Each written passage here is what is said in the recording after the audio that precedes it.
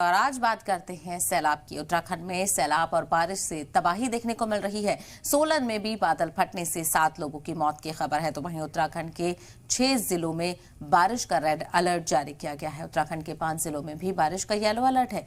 तो वहीं ऋषिकेश के आसपास भी बारिश में पानी भरा हुआ है।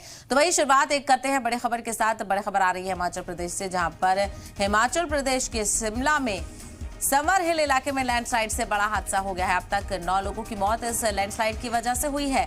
9 लोगों की लाशें निकाली जा चुकी हैं। बस 20 से 25 लोगों के दबे होने का अंदेशा जाहिर किया जा रहा है। तो वहीं राहत और बचाव का काम जारी है। तो आपको याद होगा, अब से 1 महीने पहले भी इसी तरह की तबाही हिमाचल प्रदेश में देखने को मिली थी और एक बार फिर से जबरदस्त तबाही का शिकार हिमाचल प्रदेश नजर आ रहा है। हिमाचल प्रदेश के शिमला से ये बेहद ही अफसोसनाक खबर सामने आ रही है, जहां पर समर हिल इलाके में जबरदस्त लैंडस्लाइड हुआ है। लैंडस्लाइड की वजह से बड़ा हादसा हुआ है और लैंडस्लाइड की जद में आकर कई लोगों की मौत की खबर भी सामने आ रही है। अब तक 9 लोगों की लाशें निकाली जा चुकी है, यानी 9 लोगों के मरने की तस्दीक हो चुकी है। तस्वीरें आप देख सकते हैं, बेहद ही खौफनाक तस्वीरें सामने आ रही हैं। हालांकि राहत और बचाव का काम तेजी से किया जा रहा है। तमाम तरह इंतजामिया और पुलिस और एनडीआरएफ की टीमें मौके पर पहुंच चुकी हैं। 20 से 25 लोगों के दबे होने का अंदेशा है, यानी बड़ा हादसा ये माना जा रहा है। आप अंदाजा लगाइए, 20 से 25 लोगों को ढूंढकर निकालना और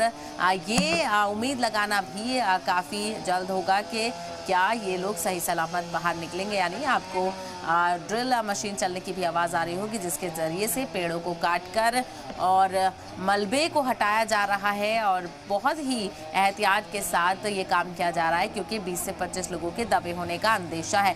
तो लगातार बारिश का सामना एक बार फिर से हिमाचल के अलग अलग इलाकों में देखने को मिल रहा है।